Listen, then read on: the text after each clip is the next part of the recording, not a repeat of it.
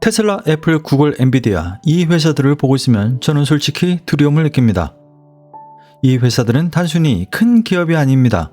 앞으로 세상의 힘을 거의 다 가져가게 될 것 같다, 이런 생각이 듭니다. 그 힘이라는 게 단순한 기술력이 아니라 돈이고 부이고 정보이고 사람들의 삶 전체를 좌우하는 힘입니다. 앞으로는 우리들이 이 기업에 속해 있느냐, 이 기업들의 자본으로 참여하고 있느냐에 따라 완전히 다른 인생을 살게 되는 시대가 오는 건 아닐까, 그런 두려움입니다. 한국도 마찬가지입니다. 요즘 주식시장에서는 코스피가 5천을 뚫느냐 마느냐 이야기를 합니다. 그런데 냉정하게 보면 그 주가를 끌어올리는 건 초대형 기업 몇 개뿐입니다. 그렇다면 질문이 생깁니다.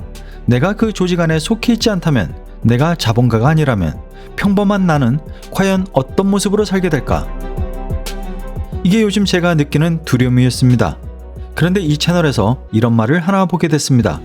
한국은 차라리 기업 국가로 가는 게 맞는 거 아니냐?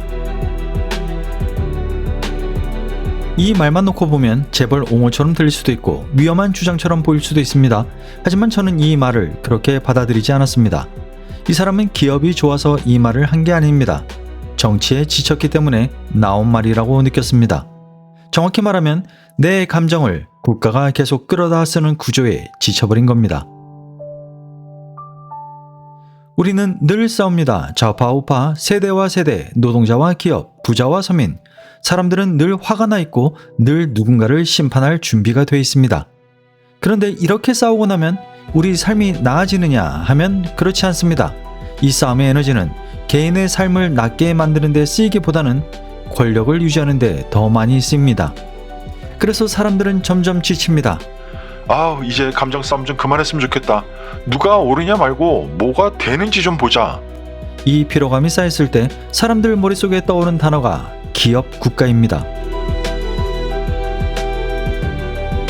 여기서 말하는 기업 국가는 기업이 다 해먹는 나라가 아닙니다. 이 사람들이 떠올린 이미지는 아마 이런 겁니다. 감정 싸움이 없는 나라, 사상 논쟁이 없는 나라, 말보다 결과가 먼저 나오는 나라, 누가 착하냐보다 무엇을 만들어냈는지를 묻는 나라. 기업을 사랑해서가 아니라 정치에 대한 피로 때문에 나온 상상입니다. 첫 번째로 떠오르는 모습은 이렇습니다. 반도체, AI, 에너지 같은 나라 먹여 살리는 산업은 몇 개의 대기업이 다 맡습니다. 국가는 큰 방향만 잡습니다. 이 산업을 키운다. 이쪽에 투자한다. 실제 일은 전부 기업이 합니다. 빠르고 효율적이고 성과도 잘 나옵니다. 그런데 이 나라에서 잘 사는 사람은 정해져 있습니다. 그 회사 안에 들어간 사람, 그 회사에 투자한 사람. 나머지 사람들은요, 나라가 잘 돌아간다는 뉴스만 보게 됩니다. 두 번째 모습은 더 익숙합니다. 뉴스에서는 기업을 욕하고 재벌 개혁을 말합니다. 사람들은 기업을 욕하면서 분노합니다.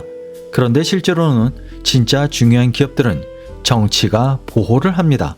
대신 사람들끼리 싸웁니다. 기업 대 시민, 부자 대 서민, 노동자 대 사장. 사람들은 서로를 심판하고 정치는 그 싸움을 관리합니다. 이건 기업 국가도 아니고 복지도 아닙니다. 갈등을 관리하는 국가입니다. 세 번째는 한국에서 가장 가능성이 높은 모습입니다. 한국에는 이런 정서가 깔려 있습니다. 돈을 많이 벌었으면 뭔가 잘못했을 거야. 성공했으면 도덕적으로 분명히 문제가 있을 거야. 이 분위기에서 기업 중심 구조를 만들려고 하면 기업은 눈치를 봅니다. 그리고 빠져나갑니다. 본사는 남기고 핵심 인력은 해외로 갑니다. 남는 건 규제와 분노뿐입니다. 기업 없는 기업 국가, 가장 나쁜 그림입니다. 이 세 가지를 놓고 보면 댓글에 달린 그 말은 정책 제안이 아닙니다. 그 말의 진짜 의미는 이겁니다. 정치가 내 감정을 좀 그만 써먹었으면 좋겠다. 기업을 믿겠다는 말이 아니라 정치를 믿지 못하겠다는 고백입니다. 하지만 이런 모든 상상에도 불구하고 한국에서 이 구조가 실현되기는 굉장히 어렵습니다. 그 가장 큰 이유 중 하나가 바로 반기업 정서입니다. 한국 사회에는 기업을 불신하는 감정이 기본값처럼 깔려 있습니다. 그래서 다음 영상에서는 이 질문 하나를 놓고 이야기해 보려고 합니다.